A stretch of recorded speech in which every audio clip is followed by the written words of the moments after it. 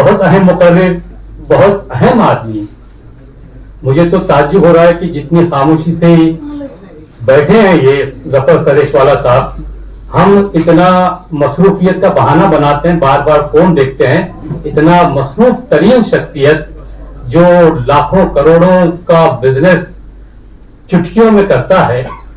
आपकी एक सबसे बड़ी बात यह कि आप मौलाना आजाद उर्दू नेशनल यूनिवर्सिटी के चांसलर रहे। जो जमाना आपका चांसलरशिप का था, उस जमाने में आपने शाहरुख खान को जो डॉक्टरेट की डिग्री दी थी, और उस डिग्री के मौके पर, कन्वोकेशन के मौके पर शाहरुख खान साहब ने जो तकरीर की थी, आज भी उसे मिलियंस लोगों ने देखा है। वो थॉट प्रोवोकिंग स्पीच थी।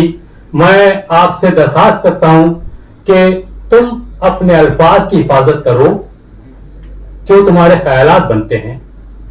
तुम अपने ख्यालात की हिफाजत करो जो तुम्हारे आमाल बनते हैं। तुम अपने आमाल की हिफाजत करो जो तुम्हारे किरदार बनते हैं। तुम अपने किरदार की हिफाजत करो कि तुम्हारी पहचान बनती है।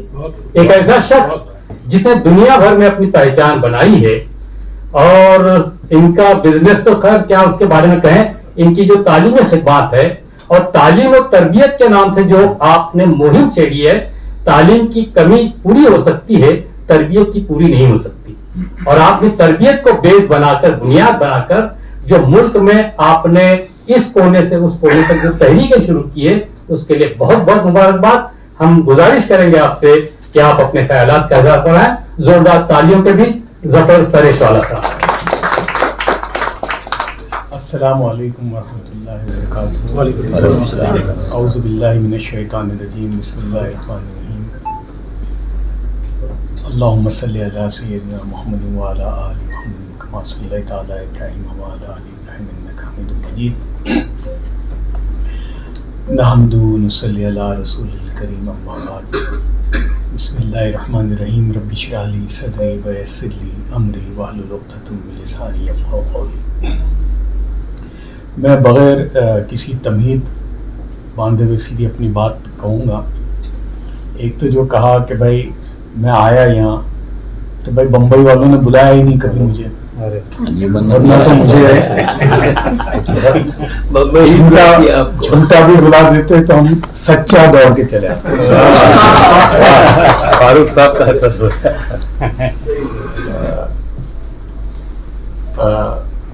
बिल्कुल भाई, मैं कोई आपने जिस किस्म का तारुफ कराया है, मैं बिल्कुल सीधा सादा एक ख़ानदान से मेरा ताल्लुक़ है। पता नहीं कहाँ से आपको ये बातों का अंदाज़ा हुआ, लेकिन जो बातें लोगों ने कही उसका मैं, जो आपने भी और जो लोगों ने कही,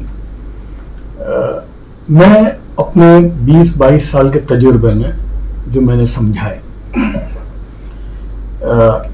नरेंद्र मोदी साहब के साथ तो जो आप लोगों को अगर पता हो, मैंने उनसे बड़ी ज़बरदस्त लड़ाई लड़ी है। मैं उनको इंटरनेशनल कोर्ट ऑफ जस्टिस में लेकर गया था। एल के अडवाणी साहब जब हिंदुस्तान के नायब वजीर आजम थे, होम मिनिस्टर थे, तब मैंने उनके खिलाफ लंदन हाई कोर्ट में पिटीशन दायर की। यानी 2002 के फसाद के बाद मोदी साहब का जो वीजा रिजेक्ट हुआ था अमेरिका का, वो मेरी पिटीशन पे हुआ था। मैंने hand delivered petition Colin Powell को उस जमाने में दी थी। लोग जब बातें करते हैं मुझ पर, जो फखरे और मीर जाफर वगैरह जो चलाया जाता है, तो मैं उनको बोलता हूँ कि भाई आपको पता भी नहीं है, आप लोग ख्वाब भी नहीं देख सकते, वो हमने किया है उनके साथ। लेकिन ये सब करने के बाद, ये जो उनके साथ किया, तो हासिल क्या हुआ?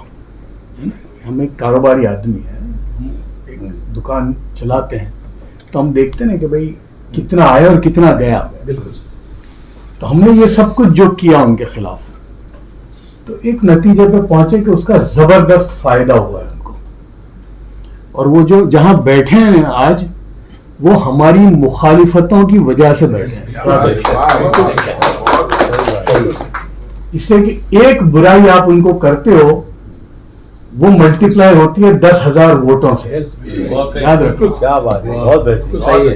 ये अगर हम समझते हैं कि उनको गाली देते हैं तो वो बहुत कबूल है, उनको आपकी गालियां बहुत कबूल है, दाल के लिए एक्सेप्ट भी करते हैं, बिल्कुल। तो बोलते हैं। तो ये सारी लड़ाई हमने जो उनके साथ की, इसलिए जरूरी है यहाँ बोलना कि भाई क्या है, यानी जो मैंने देखा, इसलिए कि बहुत अंदर जाके देखा। एक वक्त आया ये लड़ाई के अंदर कि पता चला कि भाई नरेंद्र मोदी साहब इंग्लैंड आ रहे हैं। उस जमाने में मैं इंग्लैंड रहा करता था। तो जो फसाद हुआ है 2002 का, अच्छा लोग बातें करते हैं इसलिए कि वो फसाद का सबसे बड़ा विक्टिम मैं हूं। मेरी फैमिली है, मेरा घर जल गया था, फैक्ट्री जल गई थी, ऑफिसें जल गई थी, बिल्कुल हम तो जमीन के अंदर उतर गए थे। यानी तो हमने जो उनके खिलाफ जो कुछ भी किया था, उस जमाने में हमारी ये पूरी लड़ाई के जो मेंटोर थे वो महेश भट्ट साहब थे, वो हमारे साथ थे। और वो दिलजोई के लिए भी आते थे वहाँ इंग्लैंड, 6-8 महीने में एक बार आते थे, बोले नहीं। तो और ये फसाद जो है, ये पहला फसाद था जो बीजेपी की हुकूमत में हुआ था। इसे कि आप लोग जानते हैं अहमदाबाद जो है वो फसादों का शहर है। मैंने तो अपनी जिंदगी में यानी कम से कम 7 बड़े फसाद देखे थे, और जो सबसे बड़ा जो फसाद हुआ है हिंदुस्तान की तारीख में, वो अहमदाबाद में 1969 में हुआ था, जिसमें 5,000 से ज्यादा मुसलमान तो हलाक सिर्फ अहमदाबाद शहर में हुए। और ये कहता है ना कि स्टेट स्पॉन्सर्ड था। हिंदुस्तान का कोई फसाद ऐसा नहीं है जो स्टेट स्पॉन्सर्ड नहीं है। बिल्कुल ये मुझे 92 का फसाद बहुत अच्छी तरह से याद है। आपके सामने मैं खास कहूंगा कि मैं जब यूनिवर्सिटी से बाहर निकला था, हमारी फैक्ट्री, तो हमारी फैक्ट्री का जो वॉचमैन था, जो सिक्योरिटी थी, उसका फोन आया कि साहब कुछ भी करिए, यानी बाबरी मस्जिद के बाद का वाक़या। उसने कहा कि साहब कुछ भी करिए, मॉब जो है 1 किलोमीटर दूर है, आप। अच्छा, हम लोग रसूख वाले लोग थे, इसलिए क्या तो मुझे बहुत अच्छी तरह से याद है उस जमाने में हमारे CD पटेल साहब जो कांग्रेस के होम मिनिस्टर थे, मैं उनसे बात कर रहा हूं फोन पे कि पटेल साहब 1 किलोमीटर दूर है, प्लीज आप कुछ कीजिए। मैं बार बार बात कर रहा हूं लेकिन कुछ नहीं हुआ। हमारी फैक्ट्री 3 दिन तक लूटी। और ये बीजेपी या कांग्रेस से हमको बाहर निकलने की जरूरत है। बिल्कुल ये बात सही है। इसलिए क्या, ये सही है। इसलिए कि 93 का जो राइट हुआ, तो क्योंकि मैं उसमें इन्वॉल्व था, फैक्ट्री के उसमें, मुझे बहुत अच्छी तरह से याद है। और हम लोग ये भी ख्वाब से बाहर निकले गए, वो एक मुसलमान फलाना मिनिस्टर है, ये मिनिस्टर है, इससे बाहर निकलने की जरूरत है। इसलिए कि वो मुसलमान जो भी जहां है, वो बेचारा उस पार्टी का रबर स्टैंप है, आपका वो कुछ भी नहीं है। ये हम समझ लें। ये मैं अपने तजुर्बात कह रहा हूं आपके सामने, जो मैंने अपनी जिंदगी में देखा है। उस जमाने में, ये 93 की बात है, अल्लाह उनको गरीक रहमत करे, वो minister of finance for state थे, अबरार अहमद साहब, राजस्थान के। उनके अंडर में इंश्योरेंस कंपनी थी।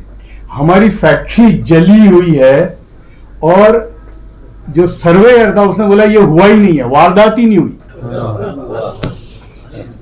और मैंने वहां के पुलिस स्टेशन में 40,000 रुपए दिए थे FIR लिखवाने के। तो ये समझना कि बीजेपी है, ये सब एक है, बिल्कुल। ये इससे बाहर निकलने की जरूरत है हमको। बहरहाल ये पहला फसाद था जो इस तरह से हुआ। पहली बार ऐसा वैक्यूम हुआ गुजरात में, इससे कि फसाद तो हो गया। और मैं हमेशा कहा करता हूं कि फसाद में इतना नुकसान नहीं होता, फसाद के बाद का जो नुकसान है ना, वो बहुत खतरनाक होता है, जिसको आफ्टर मथ ऑफ राइट बोलते हैं। अब फसाद हो गया, मोदी साहब 2/3 मेजोरिटी से जीत के आ गए। अब पहली बार एक मुसलमान ऐसा नहीं था कि जिसकी गांधीनगर में रसाई हो, इसलिए कि अब तो भाई रोजमर्रा की जिंदगी है, मुसलमानों की स्कूल हैं, कॉलेज हैं, मदरसे हैं, करें क्या? आप बगैर हुकूमत के आइसोलेशन में तो जी नहीं सकते। तब पता चला 2003 गालिबन जून में कि भाई नरेंद्र मोदी साहब इंग्लैंड आ रहे हैं। तो लोगों ने मुझे वहां से फोन किए कि यार जफर भाई आप कुछ रास्ता निकालो इनसे मिलने का। मैंने कहा मैं तो लड़ रहा हूं इनके साथ। बोले नहीं, वो भी आप ही कर सकते हो। तो बहरहाल मैंने महेश भट्ट साहब को फोन किया। मैंने उनकी एक बात देखी भट्ट साहब की, कि जो हमारे यहाँ कहते हैं ना कि राय देना जो है ना ये भी अमानतदारी है। बिल्कुल सही, वाह, बहुत बड़ी अमानत है। इसलिए कि अगर आपसे राय लेता है, बिल्कुल इसलिए कि मेरे वालिद हमेशा एक कहा करते थे, हजरत थानवी रहमतुल्लाह अलैह का वाक़या आके वो उनके बिल्कुल पड़ोस में एक म्यूजिक आ गया, कोई गाने बजाने वाला, वो रात को 12 बजे तक 2 बजे तक उसका म्यूजिक बजता था। अब ये अल्लाह वाले, जिक्र उसकार वाले, तहज्जुद में उठना, तो कहा भाई क्या करूं? तो कहा कि भाई इसका मकान ले लो। तो फिर कोई उस जमाने का जो ब्रोकर था उसके पास भेजा कि भाई जो कीमत थी उससे डबल। तो वो जो गाने वाला था उसने कहा यार कीमत तो बहुत अच्छी है लेकिन मेरे पड़ोस में एक अल्लाह वाले रहते हैं, यार मैं उनसे पूछ लूंगा मैं।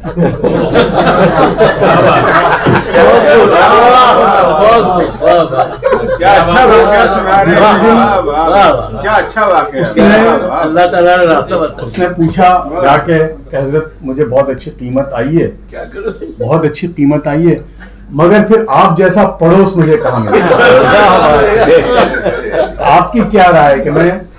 तो हजरत थानवी रहमतुल्लाह अलैह ने कहा कि नहीं तुम यहीं रहो।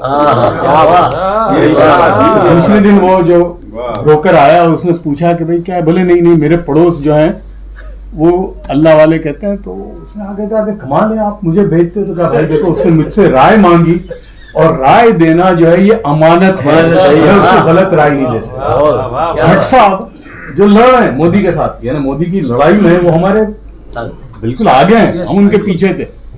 तो मैंने उनसे पूछा कि यार भट्ट साहब इस तरह से ये इसलिए कहना जरूरी है कि जो बातें आप लोगों ने नहीं वो क्यों और कैसे कराई जा सकती है। बस मंजर होता है। तो महेश भट्ट साहब ने मैंने कहा कि भट्ट साहब इस तरह से क्या आपकी राय है यार, ये मोदी साहब आ रहे हैं, मिलना चाहिए कि नहीं? तो हालांकि लड़ रहे हैं बिल्कुल, और वो तो आप बताएं हम तो जो लफ्ज इस्तेमाल नहीं कर सकते वो इस्तेमाल करते हैं। तो भट्ट साहब ने मुझे कहा कि देखो हमारी जो लड़ाई है मोदी से, ये एक उसूलों पे लड़ रहे हैं हम, और ये लड़ाई में ये मुसलमानों को समझने की भी जरूरत है कि हम जिसके खिलाफ एहतजाज करते हैं आखिर को कल उनके ही साथ बैठना पड़ेगा। हमारा ही कोई एहतजाज ऐसा होता है जिसकी कोई एंड ही रिजल्ट नहीं है, क्योंकि कोई भी एहतजाज जो है अल्टीमेटली तो आप बैठोगे ना।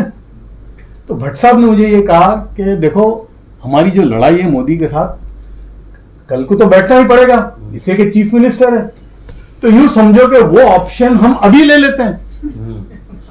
बोले देयर इज नो हार्म, मिलना चाहिए। ये कौन कह रहे हैं? जो लड़ रहा है। और एक हमारे यहां लड़ने वाले एजेंडे वाले कि जिनका मकसद है बस लड़ाई लड़नी है, हम वो नहीं थे। तो भट्ट साहब की बात से मुझे हिम्मत आई। फिर मेरा उस जमाने में ताल्लुक वहां के 2 बड़े आलिम दीन थे उनसे था, मैंने, और वो जानते थे, उनके सामने पूरा पस मंजर था। मैंने उनसे कहा कि मुझे मुसलमानों की राय नहीं चाहिए, मुझे इस्लाम की राय चाहिए। बहुत फर्क है मुसलमान की राय और इस्लाम की राय में। मैंने कहा ये पस मंजर है, ये है, ये नरेंद्र मोदी हैं और ये आ रहे हैं, आप मुझे कुरान हदीस की रोशनी में से बताइए कि उससे मिलना चाहिए नहीं। मौलाना याकूब साहब अल्लाह उनको गरीब के रहमत करे, अभी इंतकाल हुआ, मैंने ऐसा आलिम अपनी जिंदगी में नहीं देखा। मौलाना ने मुझे कुरान की कई आयतें सुनाई और कहा कि अगर तुम मसले को हल करना चाहते हो तो उससे मिलो, और नहीं हल करना है तो मत मिलो, चलता रहेगा जो हमारे चलते रहते हैं। तो और हिम्मत आई। लेकिन बस जब मैंने तय किया कि मिलना है तो मैं मीर जाफर से पता नहीं क्या क्या बन गया। लेकिन बहरहाल मुझे एक समझ में आ गया कि यही सही रास्ता है, आप चाहे दुनिया मुझे, और हम मिले मोदी को। बहरहाल वहां से एक सिलसिला शुरू हुआ। और दूसरे आलिम कौन थे जफर भाई? दूसरे आलिम कौन थे? ईसा मंसूरी, मौलाना ईसा मंसूरी। वो तो थे साथ में। जी जी साथ हाँ, ही वो में थे। बताइए। और मैं अब आपने जब उनका नाम छेड़ा है तो मैं तो मोदी को फिर भी मोदी समझ के बात करता था, इसलिए कि मेरा घर वहां है, मोदी चीफ मिनिस्टर है। मौलाना ईसा मंसूरी ने 45 मिनट तक जो मोदी को सुनाई है, और बड़ी बात यह है मोदी साहब सुनते रहे। इसे मुझे अभी तक याद है बताइए। कि जब हमको 5 बजे का वक्त दिया था मोदी साहब ने मिलने के लिए, हाँ उन्होंने पहले बताया कि फलां जगह पर, तो मैंने उनसे शर्त रखी थी कि मैं 1 to 1 ही मिलना चाहता हूँ। उन्होंने मुझे वेम्बली में बुलाया, मैंने कहा नहीं मैं 1 to 1 आपसे मिलना चाहता हूँ, तो वो तैयार हो गए। हालांकि उनके सारे अफसरों ने उनको राय दी थी कि मत मिलने, जफर सरेश वाला बहुत डेंजरस आदमी, लेकिन वो उन्होंने अपने एतबार से तय किया कि नहीं मिलेंगे।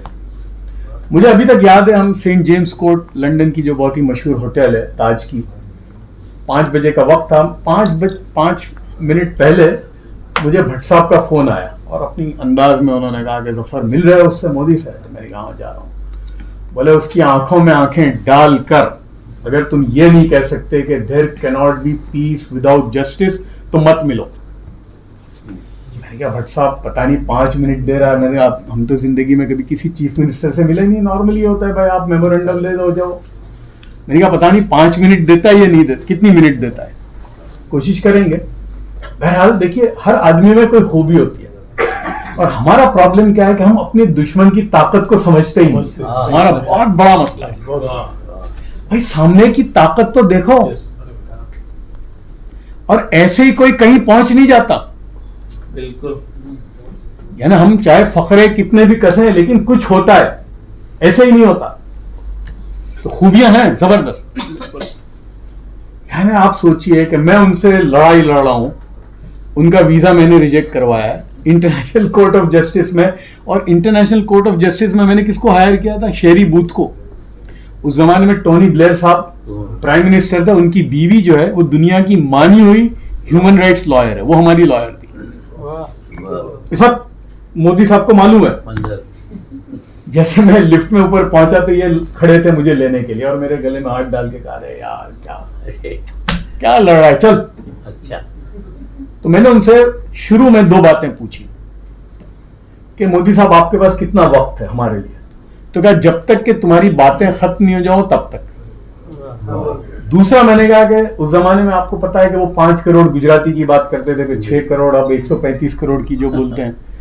तो मैंने कहा जैसे बैठे बड़े बड़े लोग, इसलिए कि वो वाइब्रेंट गुजरात की पहली समिट के अंदर आए थे, गौतम अडानी और ये आपके जय मेहता वगैरह सब बड़े बड़े जो इंडस्ट्रियलिस्ट हैं, महिंद्रा, सब थे वहां पर। तो मैंने कहा कि आप जो 5 करोड़ गुजराती की जो बात करते हैं तो वो 5 करोड़ में हम 50 लाख हैं या नहीं है? तो उन्होंने कहा कि हाँ तुम 50 लाख मेरे हो। उस पर 20 मिनट तक सुनाई मुझे उन्होंने। मोदी साहब बोले बिल्कुल मैं अब चीफ मिनिस्टर, और वहां से हमारी बात शुरू हुई और हमने उनसे कहा कि तुमने ऐसे किया, ये किया, मतलब नो होल्ड्स बार है ना। फिर भी मैं तो शर्म करता था, बात करने में थोड़ा लिहाज रखता था। मौलाना ईसा मंसूरी ने तो 45 मिनट तक, और मोदी साहब सुनते रहे। वरना होता है ना वो, आप कांग्रेस का क्या, आपके घर का चीफ मिनिस्टर भी आपको 5 मिनट सुन ले, सुनते रहे हमारी हर बात को। बहरहाल वहां से एक सिलसिला शुरू हुआ और फिर उनके कहने पे मैं वापस आया हिंदुस्तान। और मेरा एक वो रहा कि भाई इनके दरमियान में और मुसलमानों के दरमियान में मैं एक ब्रिज बना। और मैं इतना यकीन के साथ कह सकता हूं कि वो जो 10-11 साल के अंदर मुसलमानों के ऐसे ऐसे काम इन्होंने करके दिए जो कोई चीफ मिनिस्टर हिंदुस्तान में नहीं कर सकता। मुझे याद है, आप पुलिस वाले जो मुसलमानों को उस जमाने में जब भी गिरफ्तार करते थे किसी मुसलमान को, तो उसके ऊपर सेक्शन 268 लगा देते थे, वेजिंग वॉर अगेंस्ट नेशन, हमारे यहाँ गुजरात में। तो उसमें यह होता था कि अगर आपकी 7-8 साल की सजा पूरी भी हो जावे लेकिन वो 268 है तो आप छूट नहीं सकते थे, वो हाई कोर्ट से अलग लेनी पड़ती थी या चीफ मिनिस्टर के पास पावर होता था वो निकालने के लिए। अल्हम्दुलिल्लाह मैंने 16 मुसलमान बच्चों की 268 मोदी साहब के हाथों से निकलवाई थी। करते रहे। उस जमाने वो कहते थे कि यार तुम कौम को देखिए, ये मुझे एक बात समझ में आई कि एक है उनकी सियासत और एक है हुकूमत की कुर्सी। दोनों में जमीन आसमान से ज्यादा फर्क है। अभी हम बीच में सलमान खान, सलीम साहब, महेश भट्ट वगैरह बैठे थे और यही बातें जो आजकल जो हो रही है, तो मैंने कहा देखो सलमान को मैंने कहा कि यार कुछ ज़्यादा समझने की ज़रूरत नहीं है। मैंने सलमान को कहा कि तुम ये उड़ दबंग जो करते हो उसमें 100 करोड़ आ जाते हैं, तो एक्टिंग करनी पड़ती है सलमान खान को, वो उतने में ही आ जाते हैं।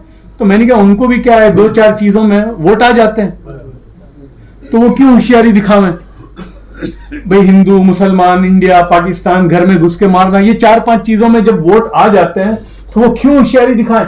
मैंने कहा यही है बस। और मैंने कहा मोदी साहब को मालूम है कि कौन सा लफ्ज चलने वाला है। मैंने भट्ट साहब को कहा कि भट्ट साहब को बड़ा म्यूजिक का वो है यानी फॉरेन, तो मैंने कहा मोदी साहब को लफ्जों का बड़ा वो है कि उनको मालूम है कि मेरा ये लफ्ज जो है चलने वाला है। तो मैंने कहा ये हमारी बेवकूफ़ी होगी कि हम ये समझते हो कि ये हिंदुओं के दोस्त हैं, मुसलमानों के दुश्मन हैं, ये सिर्फ पावर के दोस्त हैं। ये समझने की हमको जरूरत है। ये कोई 2014 में देखा है मैं। तो कहने की बात यह है कि अब हम रहे वहां,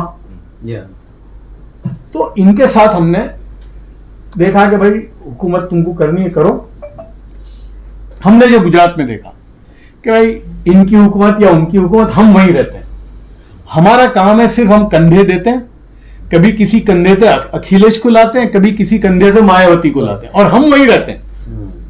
हमारे कंधे से वो वहां पहुंचते हैं। तो हमको ये कंधा देना बंद करने की जरूरत है अब, और हमको अपनी प्रायोरिटी सोचनी पड़ेगी कि मेरी प्रायोरिटी क्या है। तो हमने गुजरात में, इसलिए हम गुजरात को है 2000 बिफोर 2002 और आफ्टर 2002 बोलते हैं। गुजरात जैसा डेवलप्ड स्टेट जहां मुसलमान कारोबार में सबसे आगे, आपको ताज्जुब होगा कि 2002 तक अहमदाबाद शहर में सिर्फ 3 मुस्लिम रन स्कूलें थी। एक अंजुमन इस्लाम जो खान अब्दुल गफ्फार खान साहब ने 100 साल पहले शुरू की थी, एक महात्मा गांधी ने 1947 में रिपब्लिक के नाम से शुरू की थी, और एक ट्रस्ट आया था 80s 90s में फलाह दारैन के नाम से। इसके अलावा कोई स्कूल नहीं थी ना। 2002 के बाद मुसलमानों ने तय किया कि भाई अब हमको सिर्फ 2 काम करना है, अपनों को तालीम, और तालीम में क्या, स्कूल, प्राइमरी स्कूल। हमने एक तय किया कि भाई कॉलेज है, इसलिए ये ईसाइयों से लिया हमने कि भाई ईसाइयों ने 100 स्कूलें बनाई तो एक कॉलेज बनाई है, और 100 कॉलेजें बनाई तो एक यूनिवर्सिटी बनाई। हम लोग फौरन ख्वाब देखते हैं मेडिकल कॉलेज और इंजीनियरिंग कॉलेज, कह रहे भाई स्कूल तो बनाओ। तो हमने वहां तय किया मुसलमानों ने कि भाई हमको स्कूल बनानी है। तो अल्हम्दुलिल्लाह आज 22 साल के अंदर अहमदाबाद शहर में 71 से ज्यादा मुस्लिम रन स्कूल हैं, और यही काम मुसलमानों ने राजकोट में, सूरत में, और एक बात तय किया, और कारोबार। और ये जो आपने कहा कि तालीम और तरबियत का जो हम एक जो इक़दाम करते हैं, उसमें हमने देखा कि भाई मुसलमान जो है वो डिसप्रोपोर्शनेटली फुटपाथ पे जो कारोबार करते हैं ना, ठेला लगाने वाले, हमने उनकी भी वर्कशॉप की कि भाई जो ठेला लगाने वाला है, वो जो फुटपाथ पे समोसे बेचता है, हमने उसको समझाया कि भाई देख तू समोसे बेचता है, यूं ही दे देता है कागज में, ये प्लास्टिक की थैली में डाल।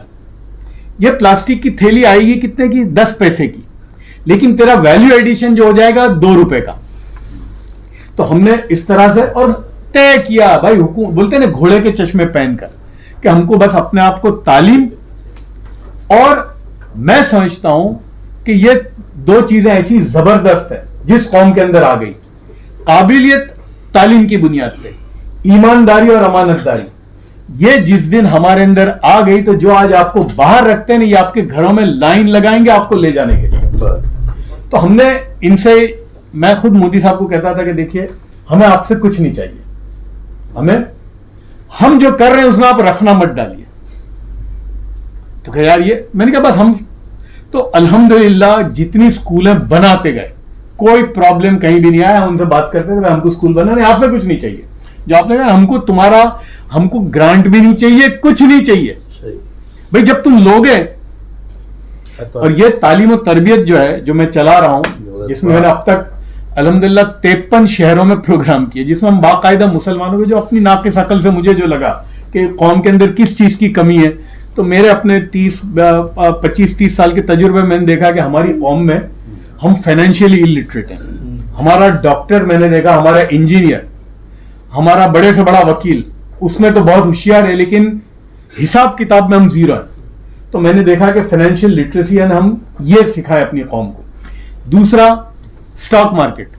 हम तो अभी तक हराम हलाल में ही पड़े रहे पूरी जिंदगी, मालूम ही नहीं पड़ा। यानी आप समझ लीजिए हमारा हाल कैसर साहब कि यानी मुल्क की इक्तसादियत जिसके पास है वहां पर हमारा रिप्रेजेंटेशन 0.0001% भी नहीं है। सही बात। तो मुझे हमेशा ये रहता था कि यार, तो कैपिटल मार्केट। और तीसरा, एंटरप्रेन्योरशिप। यानी उसमें यह कि भाई बच्चे के दिमाग में आइडिया आता है, वो आइडिया कारोबार में कैसे तब्दील हो, क्योंकि ये दौर उस जमाने का, यानी किसी जमाने में तो भाई जफर सरेशवाला का बेटा या मुकेश अंबानी का बेटा ही कारोबार कर सकता था। ये दौर आइडिया से भी आप कारोबार कर सकते हैं, तो वो कैसे हो उसकी हम लोग बाकायदा वर्कशॉप चलाते। हमने अब तक 53 सिटीज में ये प्रोग्राम किए। तो हमने इनसे मदद क्या है भाई, मैंने ये देखा कि ये हुकूमत है भाई, आपको मुबारक, हम इनसे क्या लेके कौम को दे सकते हैं। उसमें ये बहुत आसान है, यानी हुकूमत की कुर्सी पर जब ये बैठते हैं तो इनसे लेना बहुत आसान है। इसलिए कि हमने जब यहां तालीम की ताकत का पहला प्रोग्राम बंबई में किया था, तो उस वक्त फडनवीस साहब को हमने बुलाया था। तो फडनवीस साहब ने पब्लिकली कहा कि भाई मेरा बजट जो है जफर भाई 40-45 हजार करोड़ का है एजुकेशन का, अगर तुम्हारी जरूरत है तो 5-10 हजार करोड़ ज्यादा खर्च करना मेरे, बोले आओ तो सही मेरे पास लेकर। फडनवीस साहब ने पब्लिकली कहा कि ये मेरा बजट है, आप लेकर आओ, मैं करने के लिए तैयार हूं। लेकिन हम गए ही नहीं। ये जो हम करते हैं तालीम और तरबियत में, इसमें जो फाइनेंशियल लिटरेसी के लिए union bank, state bank, central bank के लोग आते हैं, वो यही भेजते हैं।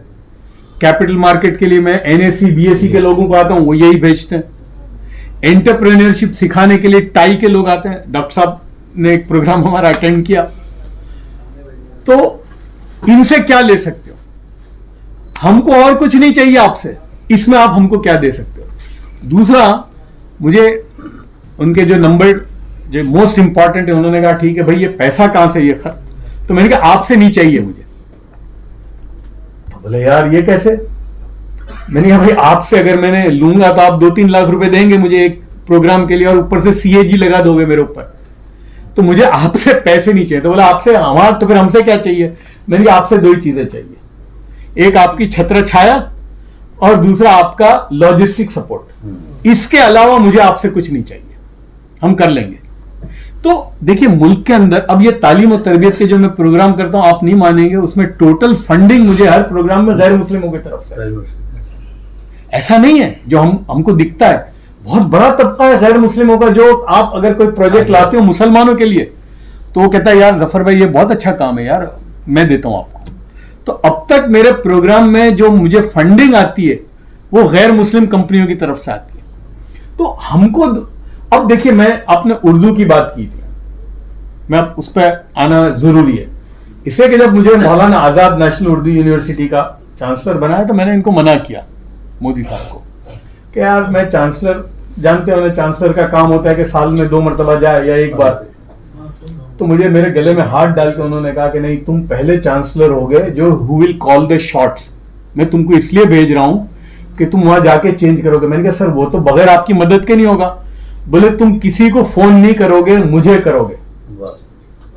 मैं जब मौलाना आजाद में गया तो वहां पर 50% सीटें खाली रहती थी और वो सी में रेटिंग नहीं आता था उसका।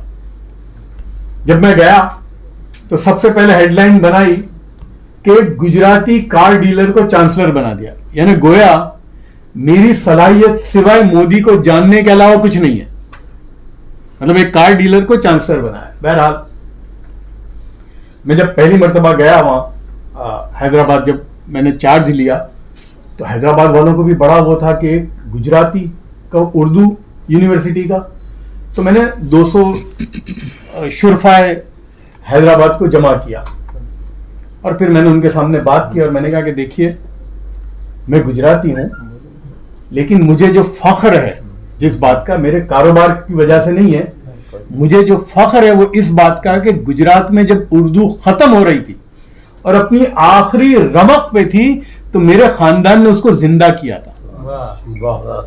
मुझे फख्र उसका है, मैं उस खानदान से हूं। मुझे याद है मेरे बचपन में हमारे इससे कि गुजरात उर्दू बोर्ड शुरू किया और हम लोग, हमारी फैमिली हर साल एक कव्वाली और एक आलमी मुशायरा कराती थी। तो मजरू सुल्तानपुरी, जानिसार अख्तर, अली सरदार जाफरी, वली आरसी, इफ्तिखार इमाम साहब जो आपके बंबई के, ये सारे शौरा हजरात हमारे घर में ठहरते थे और एक शानदार, और इस तरह से, तो मैंने कहा मैं उस खानदान से हूं जिसने उर्दू को जिंदा किया है। और मैंने कहा हाँ मैं गुजरात का हूं, लेकिन अल्हम्दुलिल्लाह सुम्मा अल्हम्दुलिल्लाह उर्दू पढ़ता भी हूं, लिखता भी हूं और कुछ बोलने की भी कोशिश करता हूं। बहरहाल, और फिर वहां लोगों को मैंने, वो मेरे वाइस चांसलर साहब मेरे पड़ोस में थे, तो मैंने कहा देखिए वाइस चांसलर साहब, आपको मैं एक बात बताऊं, हमने बचपन में हमारे वालिद माजिद ने एक कहानी सुनाई थी। नादिर अली जो आया था और उसने दिल्ली को लूटा था, नादिर शाह, तो लोग बड़े बेजार हो गए थे, परेशान हो गए थे कि ये बादशाह सलामत को ठंडा कैसे किया जावे। तो उसके लिए हाथी की सवारी लाई गई और लाल किले के सामने कहा कि ये बादशाह आपके लिए आया। तो उसने हाथी देखा नहीं था, ईरान से आया था। तो हाथी पर जब बैठा तो उसने बैठते ही कहा कि भाई इसकी लगाम कहाँ है। तो कहा कि बादशाह सलामत, ये हाथी है, ये महावत चलाता है, इसकी लगाम नहीं होती। तो वो फौरन उतर गया और अपने घोड़े पे बैठ गया। उसने कहा कि नादिर शाह ऐसी सवारी पे सवार नहीं करता जिसकी लगाम उसके हाथ में ना हो। सही बात। तो मैंने कहा मैं भी ऐसी यूनिवर्सिटी में नहीं आऊंगा जहां लगाम मेरे हाथ में है। तो आपको अब मुझ जैसे वाइस चांसलर से चांसलर को बर्दाश्त करना पड़ेगा। और मैं आपको ये बोलता हूं, Modi remain true to every word of his. सबसे पहले वहां पर पैसे ही नहीं थे यूनिवर्सिटी में। मैं आपको बता रहा हूं कि हमारे साथ हमको कैसी च्युइंगम दी जाती है। ये मौलाना आजाद नेशनल उर्दू यूनिवर्सिटी, इसमें 99.9% मुसलमान बच्चे हैं, असातिज़ा मुसलमान हैं, 35,000 बच्चे पढ़ते हैं, 11 इसके कैंपस। 2012 से उसको पैसे नहीं मिले थे, ये तो 14 में आए। इन्होंने 15 में मुझे अक्टूबर के अंदर 155 करोड़ रुपए यूनिवर्सिटी को दिए। मैं जब वहां गया तो मैंने देखा कि ये यूनिवर्सिटी है वजीउद्दीन साहब, सेंट्रल यूनिवर्सिटी है। उसकी पॉलिटेक्निक, 2 पॉलिटेक्निक थी। आप मान सकते हैं कि सेंट्रल यूनिवर्सिटी की पॉलिटेक्निक की डिप्लोमा जो है वो AICTE से अप्रूव नहीं थी। यानी मुसलमान के साथ मजाक क्या हो रहा है कि वो बच्चा सेंट्रल यूनिवर्सिटी की पॉलिटेक्निक में आता है और यानी मतलब गवर्नमेंट जॉब के लिए, वो क्योंकि AICTE की अप्रूवल लेनी पड़ती है, वो एक नॉर्मल होता है। अपन बोलते हैं ना, हमारे यहाँ तो चांसलर आते थे। और मैंने कहा भी वहां लोगों ने, जब मैंने कहा वाकई मेरे से ज्यादा इलिटरेट चांसलर नहीं आया अब तक। मैं खाली ग्रेजुएट इंजीनियरिंग में हूं। मेरे पहले वाले जो चांसलर थे, मैंने कहा उनकी डिग्री देख के वो ख्वाब भी मैंने नहीं देखे थे, लेकिन वो बेचारे चांसलर थे, ऊपर बैठते थे। तो मैंने AICTE की अप्रूवल करवाई पहले। BA और MA के बहुत सारे courses were not recognised by UGC, वो अल्हम्दुलिल्लाह मैंने करवाया। फिर फिर बड़ा काम जो इन्होंने जो करके दिया, मैंने एक दिन कहा मोदी साहब से जाकर के, सर ये उर्दू यूनिवर्सिटी है और उर्दू अब सिमट के रह गई है मदरसों में, तो अगर आप मुझे इजाजत दें तो मैं सारे नहीं 250 मदरसे मैंने आइडेंटिफाई किए हैं। अगर उन मदरसों के बच्चों को आप इजाजत दो, मैं इनको यहां एडमिट करूंगा और हमने ब्रिज कोर्स बनाया है। They go through that bridge course और उसके बाद वो आए। तो मोदी साहब ने कहा कि यार ये कर सकोगे आप? मैंने कहा आप मुझे इजाजत दीजिए। पहले ही साल अल्हम्दुलिल्लाह हमने किया। पहले साल 64 बच्चे आए, दूसरे साल 180 आए। अब वो खेप आपको मैं दिखा सकता हूं कि जो मौलाना भी है, इंजीनियर भी है, मौलाना भी है और फार्मासिस्ट है, मौलाना भी है और इकोनॉमिस्ट है, वहां आए, अभी तक चल रहा है। ये बात, ये चीज कई, लेकिन यही इनके साथ भाई क्यों? तो किसी ने मुझे एक बार कहा कि यार आप टीवी डिबेट में आते हो लेकिन इनको बुरा भला नहीं कहते। मैंने कहा बुरा भला कह मैं ये काम करवा सकता हूं? और मैंने कहा बुरा भला कह के नहीं, बुरा भला कह के क्या हासिल करना है? और एक में तो काजी साहब थे, जब ये आपने NEP की बात की, जब ये NEP जो नेशनल एजुकेशनल पॉलिसी जब बनी और ये 2019 में या 2019 में जब HRD मिनिस्टर ने, जब प्राइम मिनिस्टर ये कमेटी ने, कस्तूरी रंगराजन, हाँ वो मैं बता रहा हूं कि क्यों बुलाया। कस्तूरी रंगराजन साहब उसके कमेटी के वो चेयरमैन थे। जब उन्होंने रिपोर्ट दिया प्राइम मिनिस्टर साहब को, तो प्राइम मिनिस्टर ने कहा भाई इसमें माइनॉरिटीज का और मदरसों का तो कोई इनपुट ही नहीं है, तो ये कैसे पूरी हो सकती है। आप नहीं मानेंगे, प्राइम मिनिस्टर साहब ने मेरे कहने पर इनका कि ठीक है हम मुस्लिम इंस्टीट्यूशंस को बुलाते हैं। अब आप देखिए हमारा मसला, उन्होंने मदरसे जितने भी हमारे बड़े सबको दावत भेजी, इंस्टीट्यूशन को भेजी। हम लड़ाई लड़ने में तो तलवार निकालते हैं, लेकिन जब आपको बुलाया तो आए ही नहीं कि भाई आओ। आप थे उसमें बेंगलोर में जहां पर नेशनल एनईपी की जो बैठते थे, उन्होंने हमको बुलाया फिर कि भाई आप बताइए कि क्या चाहते हो आप, यानी ये एजुकेशनल पॉलिसी है। तो नदवा से कोई नहीं आया, सहारनपुर से कोई नहीं आया, बरेली शरीफ से कोई नहीं आया। इमारत शरिया का जो मौलाना, अल्लाह उनको गरी के रहमत करे, मौलाना वली रहमानी साहब, बातें बहुत पर्सनल लॉ बोर्ड में हो रही थी, लेकिन जब बुलाया नहीं आए। सिर्फ दारुल देवबंद से मुफ्ती इस्माइल साहब जो आपके मालेगांव के जो एमएलए है, वो शूरा में थे तो वो आए, बस डॉक्टर साहब थे, मैं था। और अब आप बताइए कि जब बुलाया तो आए नहीं। और वहां हमने जो जो बातें उनको कही, मैं आपको बोलूं, हमने जो जो बातें कही उनको, उन्होंने वो एनईपी में इंप्लीमेंट की। तो ऐसा नहीं है, देखिए ये हुकूमत अलग है और पार्टी अलग है। हमको देखना है हुकूमत है, हम अपनी बात, आपने जो माइनॉरिटी अफेयर्स की बात की, अब माइनॉरिटी अफेयर्स मिनिस्ट्री जो है उसका जो भी बजट है वो स्कॉलरशिप है। जब भी कोई प्रॉब्लम आता था तो मैं बोल भाई क्या है, और मैं बात रखता था तो फौरन सुन लेते थे। यानी ऐसा नहीं है भाई आप 10 बातें अगर इनके सामने रखते तो वैसे तो हिंदुस्तान में किसी की सुनवाई नहीं होती, ऐसा तो है नहीं कि कोई हमारी नहीं होती, लेकिन हम जब बात रखते हैं तो सुनते हैं। और मैं ये कहता हूं कि भाई अगर नहीं भी सुनवाई होती, कम से कम हम कहें तो सही, हम उनके सामने रखें तो सही, ताकि उनको ये लगे कि हम बावले नहीं हैं, यानी हम जानते हैं। तो कम से कम हम, लेकिन अब हमारा मसला यह है कि जो बेचारा बात करने में आगे बढ़ता है तो उस पर तो फकरे कसे जाते हैं। तो अब कैसे करोगे आप? तो मैं समझता हूं कि हमको अपना एक ऐसा प्रोसेस होना चाहिए जो हमारा, जो आउटसाइड द परव्यू ऑफ सियासी लोगों के, एक हमारा मुस्लिम सोसाइटी का जो, जिसमें एजुकेशनिस्ट हो, बिजनेसमैन हो, उनका एक ग्रुप हो जो सरकार के सामने अपनी बातें रखता रहे, मिलता रहे। यहां भी भाई, यहां हम लोग गए थे फडणवीस के पास, और भाई आपने छेड़ी थी वो बात अपने इस्माइल यूसुफ की, तो भले यार आओ, लेकिन उसके बाद उनकी हुकूमत चली गई।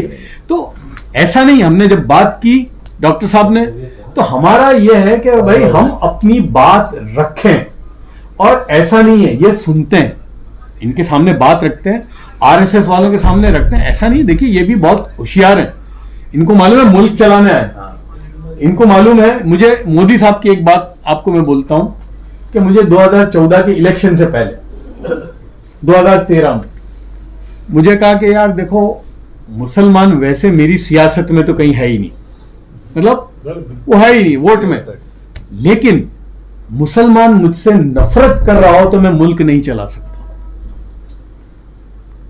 मुझे वोट ना दे, लेकिन मुझसे नफरत कर रहा हो। और वहां मोदी साहब ने एक बात कही, बोले देखो अडवाणी साहब इसलिए नहीं बन सके प्राइम मिनिस्टर क्योंकि ये कौम इतनी नफरत कर रही थी। तो बोले मुझे वो, तो मुझे कम से कम ये है कि मुसलमान जो है, तो इसलिए अभी आप देखो कि जनरली मुसलमानों का मोदी के लिए थोड़ा सॉफ्ट है, लेकिन तो कहने की बात यह है कि उनको भी मालूम है कि मुल्क ऐसे नहीं चल सकता। तो हमारा भी यह है कि भाई हम लोग अपनी बातों को रखें उनके सामने। और जो आपने ये जो किया है माशाल्लाह बहुत अच्छा है। मैं आपको इसमें थोड़ा ये ऐड करूं कि अभी मेरा रशिया जाना हुआ था जून में। अब आप देखिए कि कैसी सियासत बदलती है दुनिया में। रशियन गवर्नमेंट ने जून में इकोनॉमिक समिट की ओआईसी कंट्रीज के साथ, है ना, आप सोच सकते हो।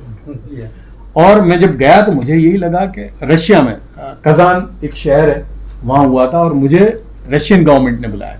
तो जब हमारी हुकूमत को पता चला कि ये ओआईसी का और हमारा, तो फिर मुझे अपना रिप्रेजेंटेटिव बना दिया वहां कि भाई तुम हमारा वो करो। तो बहरहाल मैं वहां गया। तो OIC कंट्रीज के हर एक सरबराह आए थे, सारे कंट्रीज के। मुझे जो देखना है कि क्योंकि मेरा सब्जेक्ट है ये एजुकेशन, तो मुझे हमेशा ये होता था कि यार आखिर ये रशिया जाते क्यों हैं।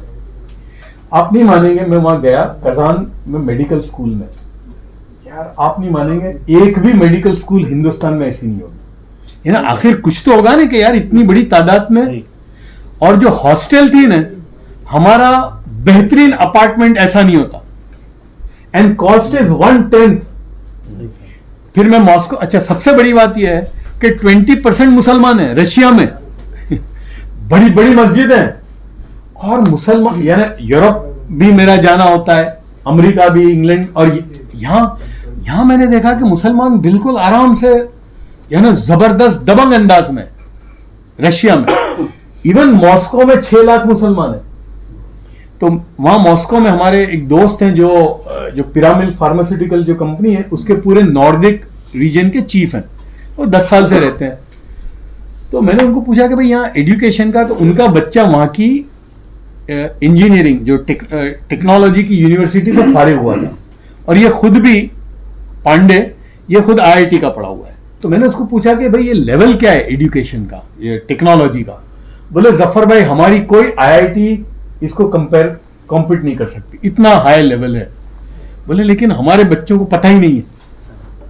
तो मैं समझता हूं कि आपको है ना, ये जो जगह हैं, इसी तरह ये फिनलैंड है, स्वीडन है, ये ज्यादा, तो आपको ये इसके अंदर डालने की जरूरत है। और थोड़ा ये भी ऐड करो जो हमारे यहाँ भी, इससे कि हम लोग ये तालीम और तरबियत के जब प्रोग्राम करने लगे तो चीजें निकलती हैं।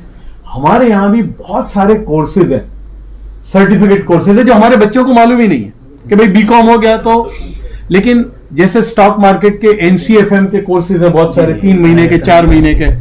अब वो कोर्स आपने कर लिया, अगर वो सर्टिफिकेट आ गया तो यहाँ आपको 10,000 की भी तनख्वाह नहीं मिलेगी, लेकिन वो सर्टिफिकेट आपके पास है तो आपकी 40,000 की तनख्वाह हो जाएगी।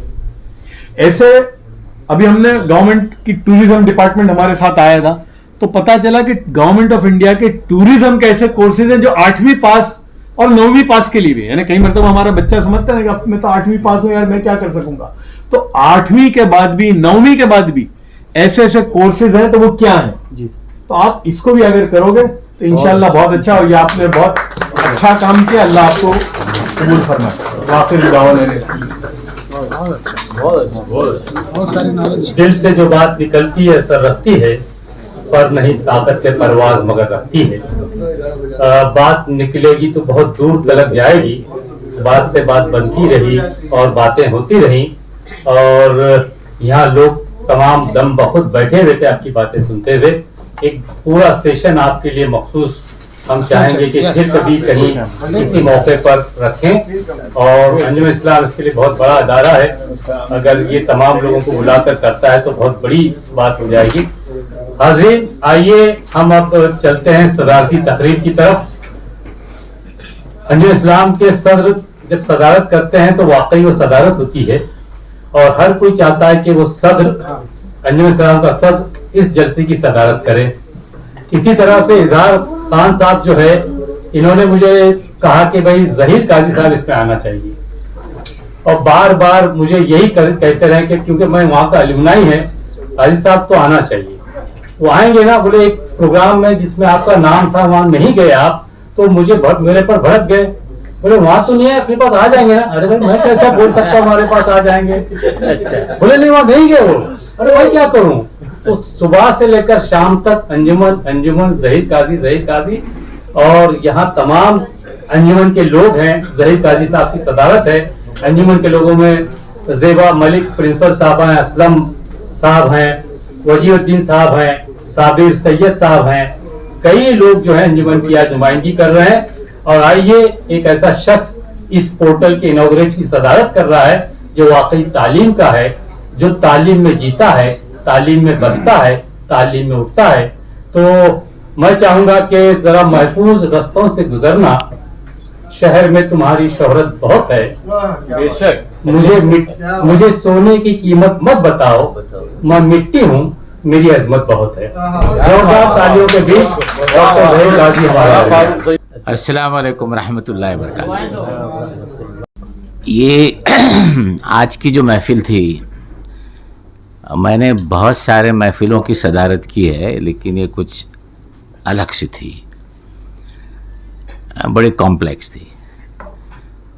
इनॉग्रेशन तो पोर्टल का हो रहा था, लेकिन इतनी अच्छी बातें हुई, तो सदर के लिए ये ज़रा मुश्किल है, नामुमकिन तो नहीं लेकिन मुश्किल है कि सदर का ये भी होता है कि जो साहब ने गुफ्तगू की है उनके रेफरेंस से बात होनी चाहिए। मुझे बड़ी खुशी की बात यह है कि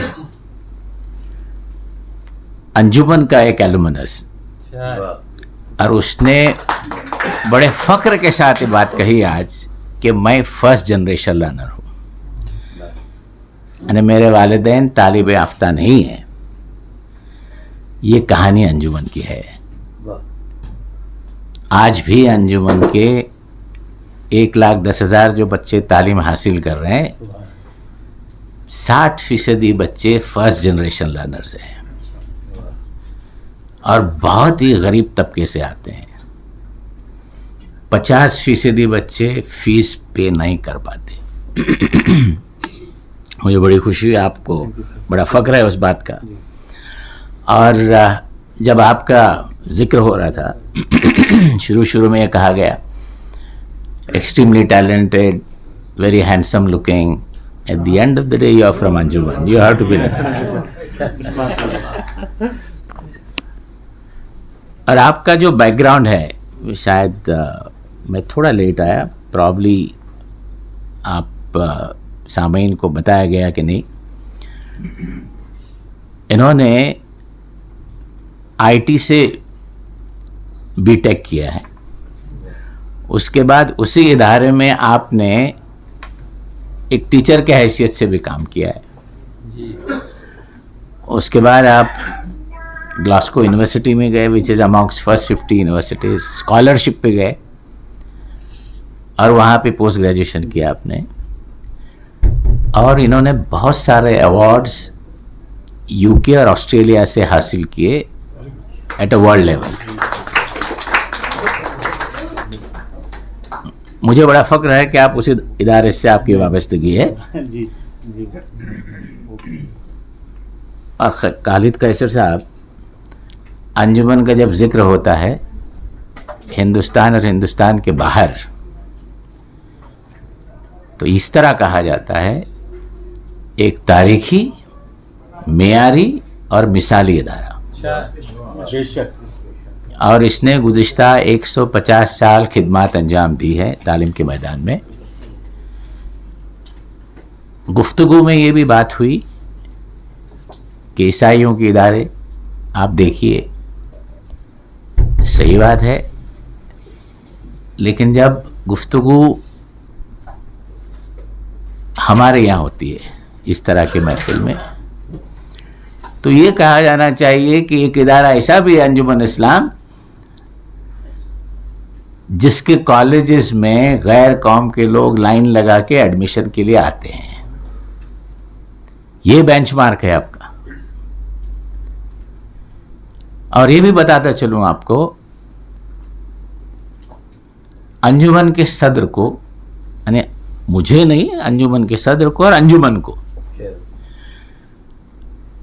जो बम्बई के मशहूर इंस्टीट्यूशंस हैं, वो चीफ गेस्ट या to preside over the function बुलाया जाता है। एक जिक्र ये हुआ कि अंजुमन के इंस्टीट्यूशन को मजाक में के सदर बनाए तो आपको जगह दी जाती है, लेकिन उसी इस्लाम जिमखाना में गुज़िश्ता 6 फंक्शनों में मुझे सदारती खुतबा करने दिया गया। क्योंकि जफ़र भाई यहाँ बैठे हैं, तो आपने ये बात खुल के कही कि उनकी पहुँच नंबर 1 तक है और नंबर 2 तक भी है। तो हमारी कैफियत आप सुनिए, और वो कैफियत जो मुमकिन है, that is doable. We are not asking for things which is not doable. और वो भी चीज़ नहीं है कि हम अपीजमेंट की बात कर रहे हैं, we are talking of equal opportunities. अगर हम इक्वल अपॉर्चुनिटीज़ की बात करते हैं तो उसका मतलब ये नहीं कि हम हर चीज़ मांग रहे हैं, बिल्कुल नहीं।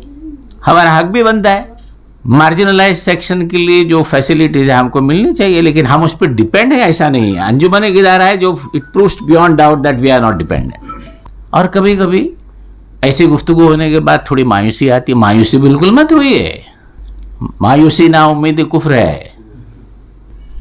आप बहुत अच्छा एनालिस्ट किए यूएस के बारे में,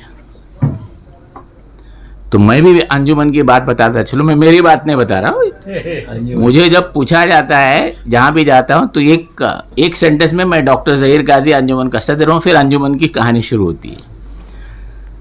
तो लोग कभी कंटाल जाते हैं, सिर्फ अंजुमन की बात करता है। मेरा अखलाकी फ़र्ज है मैं बड़े ज़ोर शोर से इस बात कहूँ। उस इदारे के जिसने आज़ादी के जंग में हिस्सा लिया था, और उसके जो बानी थे जस्टिस बदरुद्दीन तैयब जी, जो 3rd इंडियन नेशनल कांग्रेस के प्रेसिडेंट थे और ब्रिटिश के दौर में पहले चीफ जस्टिस हाई कोर्ट के थे, वो हमारे फाउंडर थे। हम क्यों नहीं जोर शोर से बात बताएं, और वो लेगेसी आप भी चलिए। और आपने बहुत अच्छी बातें की, very good analysis. University of Pennsylvania जो है वो दुनिया के 5 यूनिवर्सिटी में मानी जाती है। इस नाचीज डॉक्टर ज़हीर काजी ने वहाँ फेलोशिप की है यूनिवर्सिटी ऑफ पेंसिल्वेनिया में। और उसी फिलाडेल्फिया की आप बात कर रहे थे, वहाँ थॉमस जेफरसन यूनिवर्सिटी हॉस्पिटल में भी मैंने फेलोशिप की है 1985 में। उसके बाद जब मैं हिंदुस्तान आया तो मुझे 2 स्टैंडिंग ऑफर थे, बॉम्बे हॉस्पिटल हिंदुजा में वो दौर में, और मुसलमानों को कंसल्टेंट लिया नहीं जाता था उस दौर में। बॉम्बे हॉस्पिटल के बाद मैं हिंदुजा भी चला गया, क्योंकि मुझे थोड़ा तजुर्बा मिला कि वहाँ के ब्रांडेड यूनिवर्सिटी की जो बात की उसका मुझे प्रैक्टिकल एक्सपीरियंस मिला उस दौर में।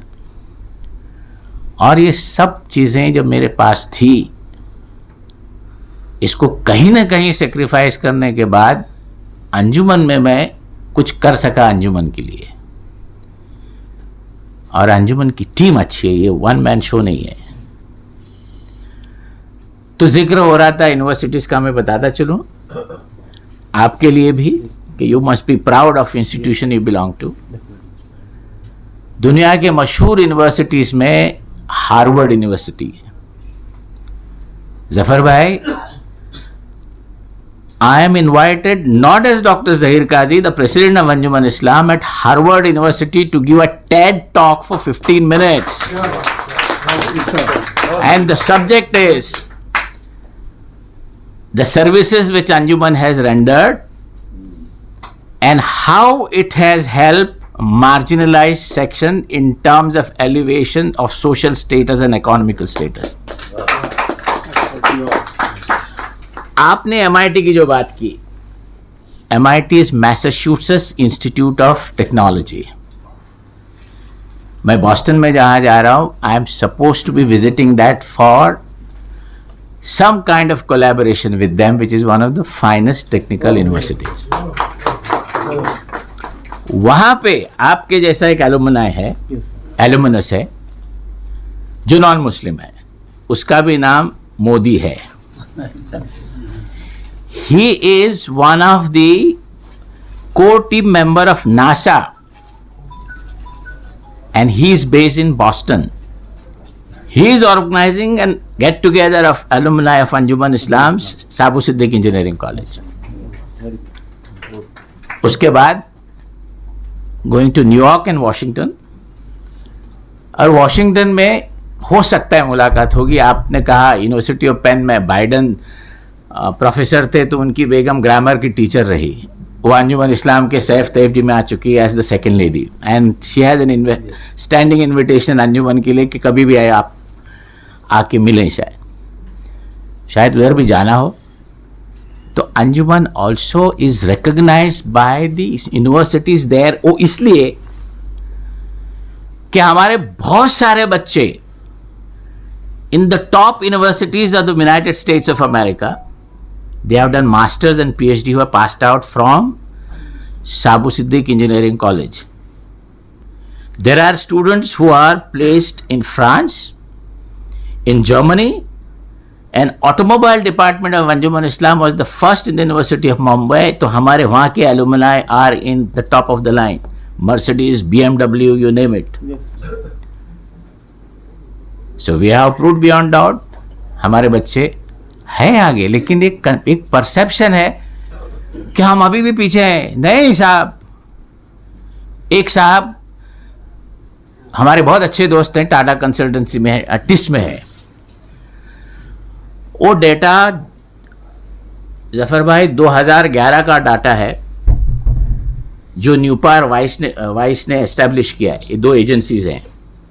हम वही रट रहे, हमारा परसेंटेज इतना है, हमारा परसेंटेज उतना है. अरे दुनिया बदल चुकी है. We have cross those, we have almost near those benchmarks which we are suppose to be. We have progressed in spite of what we have talking about now. तो हमारे में टैलेंट्स नहीं है? बहुत टैलेंट है साहब, अपॉर्चुनिटीज कम है. अगर अंजुमन इस्लाम जैसे और भी इदारे बने तो फिर क्या? हम सरकार की तरफ जाएंगे भी नहीं, हमको ये दीजिए वो दीजिए. दे विल कॉल अस. तो ये सिचुएशन में आज हम हैं. और हमारे बच्चे, जो आप भी जिक्र कर रहे थे, आप भी, कि जैसे इस मुल्क के प्रधानमंत्री साहब ने जब डिजिटल इंडिया की बात कही, तो डिजिटल इंडिया है क्या? 2014 में बात हुई, 17 तक कुछ नहीं हुआ. जो उन्होंने सोचे चलो let us talk to NITI Aayog और इस मुल्क के जो मसाइल है उसका डिजिटल सॉल्यूशन हो जाए. तो 26 मिनिस्ट्रीज को इन्वॉल्व किया और कहा कि आपके क्या प्रॉब्लम जो लाइए, उसका डिजिटल सॉल्यूशन होना चाहिए. That is digital India. Since it is about the digital platform that we are talking, so I must talk relevant things. तो ये तय पाया गया कि youngsters from engineering colleges, IITs and business management from all over India, कैसर साहब 40,000 बच्चों को चुना गया. 7,000 इंस्टीट्यूशन शॉर्ट लिस्टिंग हुई, एलिमिनेशंस 10,000 बच्चे रहे और 700 institutions. Anjuman Islam Sabu Siddiq Engineering College got 3rd position in India for developing an app for safety of railway passengers, and live interaction by then Railway Minister Mr. Suresh Prabhu. This was a team of 5 members. उसमें से 4 लड़कियां थी, 1 लड़का. क्या ratio है? 4 लड़कियों में से 2 लड़के हिजाब, अभी हिजाब की बात आ रही है, और 4 में से उर्दू मीडियम की बात की, 2 उर्दू मीडियम से पढ़े हुए हैं. What is the message? Medium of instruction is not an issue. Our girls are far better off. जी, you are also from Urdu medium. Look at him. So क्या मैसेज? जहां आपने कहा ये सब प्रधानमंत्री ने हमको भी मौका दिया, 2 बार दिए. Very charming person, very good listener, and he knows what he is talking. जब उनकी बात आई तो जिक्र खैर होना चाहिए, वो भी इस मुल्क के प्रधानमंत्री हैं. बिल्कुल. हमने उनसे कहा सर आपकी जो पॉलिसीज है, और ये कहा जाता है मुसलमान मेन स्ट्रीम नहीं हो रहे. मुजुद्दीन साहब ये मेन स्ट्रीम की मिसाल है. मैंने कहा साहब ऐसा ऐसा है, आप बताइए. एक मिसकंसेप्शन है कि हमारे यहाँ औरतों को दबाया जाता है, उनके हुकूक नहीं. देखो हमारे यहाँ क्या हो रहा है. हमने उनसे कहा कि इस तरह के इंस्टीट्यूशन जहां मुस्लिम कंसंट्रेटेड डिस्ट्रिक्ट में आप कॉलेजेस दीजिए, कितने लोग आगे आ जाएंगे. तो उन्होंने वही बात कही कि आप हमारे पास नहीं आते, हम तुम्हारे पास नहीं जाते. वो आपकी वो जिम्मेदारी नहीं बोलते, जिम्मेवारी है. तो फिर बात निकली तो उन्होंने ये भी बात कही कि हमारे जो मुसलमान है वो मुसलमान उनको मुसलमान नहीं समझता. तो कनेक्ट कैसा हो जाए? तो क्योंकि उनका बात निकली तो बोलना ज़रूरी था. और देखिए जैसे जफ़र भाई ने भी कहा, हमको अगर तरक्की करनी हो तो सब खिड़कियां दरवाजे खुले रखने होंगे. जो भी सरकार किसी भी पार्टी की होगी, अपनी सरकार बोल के समझ के चलना. तुमको नहीं देना है मत, जो आइडियोलॉजी में उनकी बिलीव मत करो. उनको भी मालूम है तुम वोट नहीं दोगे, लेकिन हिकमत अमल से काम करना, ये अपना इस्लाम ने बताया. इसमें क्या गड़बड़ है? तो साहब कुछ चीज़ें ऐसी हुई हैं, आज मैं, क्योंकि दो सियासतदान बैठे थे, एक अच्छे दोस्त है हमारे और दूसरे कह रहे थे हमारी दोस्ती अभी नहीं है, अभी वो कल्चर है, सत्ता गई तो भी ज़मींदारी का एटीट्यूड नहीं गया, अक्लमंदों को इशारा काफ़ी है, ये वक्त भी नहीं था। और जो बात साहब बात करके गए, अंजुमन एक इंस्टीट्यूशन बनाना जा रहा था, वहाँ तो कुछ कब्जा हो गया और आपने मदद नहीं की, उस तरफ की बात की। अभी बात क्या करते थे, जब आपको मौजू छेड़ना है तो सुनने की भी ताकत रखिए, मैं सही कह रहा हूँ? तो साहब उनकी बात छोड़िए, हमारे कुछ मसाइल थे, इन्होंने बात की, उसको मैं आगे ले जा रहा हूँ। मैं तो, मेरा बैकग्राउंड ऐसा है कि ये समझा जाता है कि कांग्रेस सेंट्रिक इदारा भी हमारा कांग्रेस सेंट्रिक है, इसलिए आपने बात की। उस ज़माने में हम HRD मिनिस्ट्री में, I was chairman of sub committee for implementation of minority scheme, तो मैंने सब देखी है करीब से, प्राइम मिनिस्टर की कमेटी थी, प्राइम मिनिस्टर ऑफ इंडिया की। लेकिन जब हमारे मसाइल थे, हम जब अप्रोच हुए स्मृति ईरानी से, इंजीनियरिंग कॉलेज का एक मसला था, वो पूरे इंजीनियरिंग कॉलेज का था इशू। उसने कहा अंजुमन और बॉम्बे और साबु सिद्दीक इंजीनियर, 5 मिनट में वो प्रॉब्लम सॉल्व करके दिया। Before I could reach to the airport, उनका OSD एक RSS का था, बहुत कट्टर, शास्त्री जी। हम वहाँ से निकले, एयरपोर्ट की तरफ गए तो शास्त्री जी फ़ोन करके बोलते डॉक्टर साहब आपका काम हो गया। उसके बाद और एक मसाइल था पूरे इंजीनियरिंग कॉलेज का, हम आगे थे, उसमें जावड़ेकर ने उसको सॉर्ट आउट किया। यहाँ हमको लॉ कॉलेज की परमिशन, 3 लॉ कॉलेजेस दिए गए पूरे बम्बई शहर में, 65 applicants university of Mumbai, 3 of them, एक नागपुर रिलेटेड था, कहा गया कि वो फडणवीस साहब की पहचान में थी, एक उत्तर भारतीय संघ का था जिसमें वो वहाँ के मेहता मिनिस्टर थे हाउसिंग के, हमारा कोई नहीं था। जब हमारी फाइल गई तो विनोद तावड़े अभी जो सेक्रेटरी बन गए, वो एजुकेशन मिनिस्टर थे, उन्होंने कहा कि नहीं वो डॉक्टर काजी को मत बोलिए आने के लिए, हो जाएगा, और वो हो गया। ये हकीकत है। निजामुद्दीन राइन आप समझेंगे मैं उनकी बात कर रहा हूँ, मैं सच बात कर रहा हूँ, फैक्ट बताना जरूरी है। अभी ये जो नया परमिशन आपको दिया RSS वाले, आके देखे गए? अभी हमारे लॉ कॉलेज की इंटेक बढ़ाना थी और एक इंस्टीट्यूशन, सेक्रेटरी से जाके मिलकर पता चल गया अंजुमन का है, तो इमीडिएटली क्या हो गया आपका ना, हमने एक पैसा दिया आज तक नीचे। तो आप जो बात कह रहे हैं बिल्कुल सही है। आपको लोग कहेंगे नाम दिए, कुछ लोग हमको भी शुरू किए बोलने के लिए, जैसे लोग थे इधर उधर कि तुम उधर हो क्या इधर हो, हमने बोला हम किधर भी नहीं, तुम्हारे साथ आओ तो तुम कुछ करते नहीं, उनके साथ नहीं जा रहे तो वो हमको करके देते। देखो फर्क है, हम आपके साथ जाते तो आप कुछ नहीं करते, उनके साथ नहीं जाते तो वो करते, फर्क है, अक्लमंद लोग है, ये हकीकत है। तो पंगा लेने का जो हमारा कॉन्सेप्ट है ना, वो मत करो, और फिर रोना धोना शुरू हो जाते हैं, हमारे साथ ऐसा हुआ, हमारे साथ ऐसा हुआ। रोना धोना भी नहीं चाहिए, कभी कभी होता है हमारे साथ नाइंसाफी, ये भी मैं बताता हूँ आपको, तासुब आता है साहब, आता है, इसलिए हिकमत से काम करो ना। और तासुब किस में नहीं है, जब मुसलमान की बात आती है तो सब वैसे हैं, कोई ज्यादा है कोई कम है।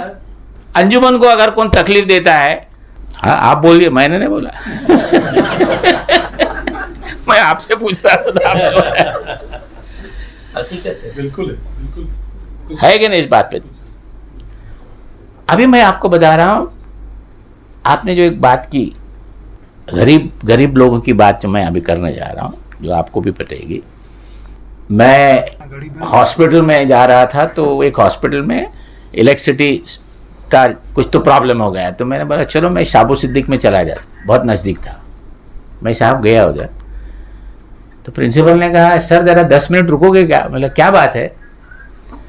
बोला 4 बच्चे हमारे ऐसे तुम्हारे डिपार्टमेंट से, IT से, they have been selected amongst 100 students in India in a competition globally organized by Amazon, conducted by AICTE and ministry of HRD। तो बोले उनको थोड़ा फेलिसिटेशन करना है, आप आए हैं तो दीजिए। 4 बच्चे हैं, all boys, for a change. But लड़के पढ़ते नहीं ना आजकल, फॉर अ चेंज मैंने कहा, चारों लड़के अमॉन्ग्स्ट 100 स्टूडेंट्स इन इंडिया। तो पहला बच्चा है, तो आई यूजुअली आस्क देम तुम्हारे अब्बा क्या करते हैं? उसने बोला मेरा अब्बा रिक्शा ड्राइवर है। अच्छा ड्राइवर है कि ओनर है? बोला नहीं ड्राइवर है, किसी का रिक्शा है, मैं चलाता हूँ, पवई में हूँ। मैंने दूसरे बच्चे को पूछा तो बोला मेरे वालिद बचपन से गुजर गए हैं। बोले तेरी 1,40,000 फीस है यहाँ पे, किस तरह पढ़ाई कर रहे हो? बोले मेरे फैमिली के लोग हैं और अंजुमन क्रॉस सब्सिडी दी है, मुझे पता भी नहीं। ठीक है।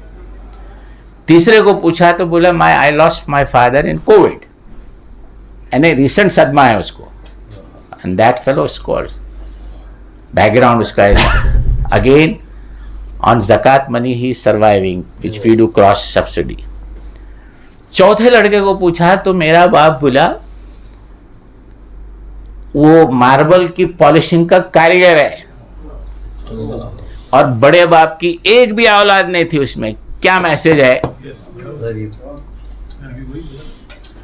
ये बच्चे आप जो मिसाल दे रहे, मैं एक मिसाल अभी आपको दूंगा, उसका नाम भी ले रहा हूं और उसकी परमिशन है मुझे। जिस तरह आप आए, नाम शायद नहीं लूं मैं, वो उस खानदान का बच्चा है जिसके वालिद पहले यूपी से लोग आते थे तो या तो केला बेचते थे या तो पाव बेचते थे। यह है तो एक झोपड़पट्टी में वो रहते थे और झोले में डाल के वो पाव ले जाने के, और बिल्डिंग में ऊपर जाना है तो लिफ्ट अलाउड नहीं था तो चढ़ के जाते थे यार। और उनके फैमिली में 5-6 बच्चे, सब बच्चों की तालीम अंजुमन में हुई because fees was not there. ये लड़का प्राइमरी सेकेंडरी उर्दू मीडियम से फिर टेक्निकल स्कूल साबो सिद्दीक, फिर पॉलिटेक्निक, फिर डिग्री, उसके बाद ही went to US on scholarship, did his masters, did his higher professional education Harvard, came back, तुम्हारे जैसा है, came back, started his IT firm। आज उसके फर्म में 700 engineers are working and I have made him the chairman of Sabu Siddiq Engineering College। और वो he is a part of government delegation amongst 40 CEOs। जब president थे हमारे कोविंद साहब, उन्होंने डेलीगेशन ले गया लैटिन अमेरिका, तो this gentleman was one of the CEOs along with Tatas and Birlas and others. Second delegation में हो गया अफ्रीका में, तो मोदी जी थे। उसको पूछा तुम्हारा बैकग्राउंड क्या है? उसने बोला अंजुमन इस्लाम। अंजुमन इस्लाम साबो सिद्दीक, डॉक्टर काजी, जहीर काजी का Saboo, that is what he came and told all of us. So there are stories like that. We have given young ones, brilliant ones who come from the very marginalized section. बहुत सारी stories है। मैं ये कहानी आपको इसलिए सुना रहा हूँ कि ना उम्मीद मत होइए। Now when I am going to states, we are going to have a collaboration with 2 institutions of the universities, और हमारे बच्चों को वो easily accept करते with scholarship, and we are going to have a get together of all our past students there।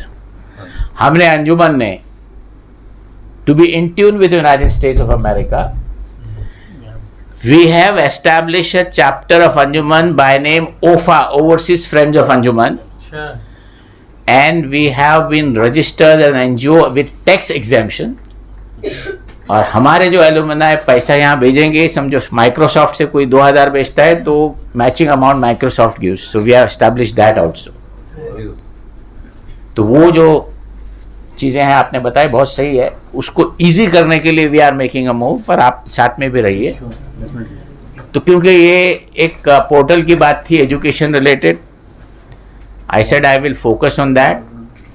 और quality of education की आप जो बात की वो होनी चाहिए, और बहुत सारे इंस्टीट्यूशंस हमारे क्वालिटी एजुकेशन देते हैं। And what is the benchmark of quality education is your results and your placements. ये अगर आपके अच्छे हैं तो देयर इज नो इशू। मैं जहाँ भी जाता हूँ तो फर्स्ट थिंग आई आस्क, परसों सऊदी कॉन्सुलेट का फंक्शन था तो पता चला there are 26 students who are trainees there in that buffet section. 10 लोग आके खड़े हो गए आजू बाजू, कोई वीआईपी के पास नहीं थे, लेकिन अपने टेबल पे थे, तो मैं सबको बुला के बोलता है अंजुमन का स्टूडेंट है। और उसकी एक मिसाल में देता हूँ, थोड़ा रहता है अपने को ना अपना ही ऑर्गेनाइजेशन।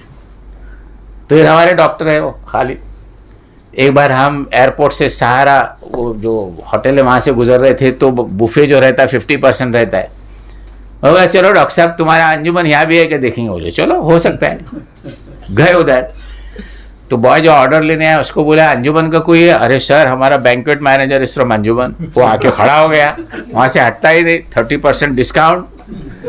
उसको पूछा क्या स्टोरी है? अरे साहब बोला मेरे पास पैसा ही नहीं था फीस के लिए, तुम्हारे पठान साहब ने वहाँ से थोड़ा पैसा दिया है, हाजी अली ट्रस्ट से दिया, अंजुमन ने थोड़ा दिया, मैं ऐसा पढ़ा हूँ, आई हैव रीच्ड पोजीशन, मैं क्या कर सकता हूँ? I said come and address our student. थोड़े दिन के बाद हम वेस्टिन होटल में गए, ये साहब थे मेरे साथ, वो बंसल रेलवे मिनिस्टर ना, उसका बेटा आया था, नीड एंड एजुकेशनिस्ट, डॉक्टर साहब से मिलना है। तो मेरे को पूछो है इधर अंजुमन का कोई? पूछा, मेरे Antony Gracias, he is the general manager of Westin from Anjuman. फिर हम दुबई गए, मैं और बेगम और हम मैरियट में थे, तो मजाक में बोला अभी पूछो ना इधर है क्या? मैंने बेल दबाई, बेल बॉय सर अंजुमन का कोई है? सर मैं अंजुमन से है, माझा नाम शिंदे। तब से सबने मेरे को बोला कि अभी हम तुमको काउंटर नहीं करेंगे। अभी लेटेस्ट इंसिडेंट सुनिए, मैं मेरे कनाडा जा रहा हूँ अभी, तो वीज़ा के लिए गया था, तो स्मार्ट बॉयज वर्ली में उनका ऑफिस है ना, वेरी नाइस। तो वो मैडम हमारी एक इसमें गई केबिन में, मैं दूसरी तरफ गया, that young boy clean shaven very smart, ठाक ठुक क्या, आई वाज वेरी इम्प्रेस्ड। बोला नाम क्या है? बोला अब्दुल। किधर पढ़ा है? अरे तुम्हारे साबू से दिखता पढ़ा मैं, और वो भी सर्टिफिकेट कोर्स किया मैंने, I am a drop out. अच्छा, एक बार एयरपोर्ट पे गया, तो मेरे साथ एक आईबी ऑफिसर था, हम कहीं जा रहे थे, एक आदमी आया फट करके सलाम किया। बोले उसको क्या होगा? अरे बोला नहीं सर तुमको क्या है? बोले क्यों? I am from army and I have done MBA from Allana Institute of Business Management. It's a great institution. You are my boss. So छोड़। Then you feel कि जो डाटा अभी जो आ रहा है ना, it's not what it is. It is different. You have your people everywhere. मैं आपको बहुत बहुत मुबारकबाद देता हूँ। जो भी स्पीकर यहाँ थे सब ने अच्छी अच्छी बातें कही, खास करके एंकर ने जो आज रोल अदा किया है। अगर आप मुझे रात के 12 बजे तक भी प्रिजाइड करने बोलो हर फंक्शन में, तो मैं आऊँगा। अंजुमन भी उर्दू के फरोग के लिए काम करता है। जो एक बात हुई किसी से, आप में से किसी ने कहा कि मिशनरी स्कूल पहले शुरू करते कॉलेजेस ने, अंजुमन ने स्कूल ही शुरू किया। अंजुमन के पास मैक्सिमम स्कूल है, उसके बाद हम ऊपर गए। हाँ, तो हम केजी से पीएचडी तक गए अभी, तो उधर से गए, बस यही रास्ता है। हाँ, तो वो हमने किया है। तो कभी मिसालें दी जाए तो आपको लगा तो कभी ईसाइयों के साथ साथ हमारा भी नाम लीजिए, हमको अच्छा लगेगा। जफर भाई नाम लीजिए। अच्छा, जफर भाई ने, मजाक में कह रहा हूँ, जफर भाई ने कहा कि आप लोग मुझे बुलाते किधर है? सबसे पहले अंजुमन ने इनको बुलाया। वो मैं बोलने का रह गया, बुलाते सिर्फ अंजुमन वाले, अंजुमन वालों ने ही बुलाया और मैं हमेशा गया हूँ। यस, एक बार पहले तो जब आए, जब he was not in politics, उनको एज अ गेस्ट स्पीकर बुलाया गया था MBA में, इस्लाम में। उसके बाद इनको हमने चीफ गेस्ट बुलाया 2 बार। लोगों ने पूछा कि मोदी के आदमी को बुलाया? बोला हाँ, हमको प्राइम मिनिस्टर के नजदीक जाना है, आपको क्या प्रॉब्लम है? मेरा काम है, बड़ा काम कर रहे हैं। तो ये सब चीज़ें हैं। अच्छा मौका था आज, और सदारती खुतबा इतना लंबा नहीं होना चाहिए आइंदा, और मुझे सदर बनाया मत करो, क्योंकि मुझे आज जाना था। घड़ी मत देखो, 2 घड़ी के बाद जिस घड़ी का इंतजार है वो घड़ी भी आएगी, घड़ी 2 घड़ी के बाद। क्या बात है। हाजरीन, जो इतना आपने सहाय बर्दाश्त किया है, आज ये तीनों महारथी अपने दिल से बोल रहे थे, और इतना वक्त इनके पास भी नहीं, लेकिन हमें आज बहुत अच्छा लगा आपकी एक एक बात सुनकर, और वाकई में बहुत ही मालूमाती तकरीर रही। मवाजना किससे करें,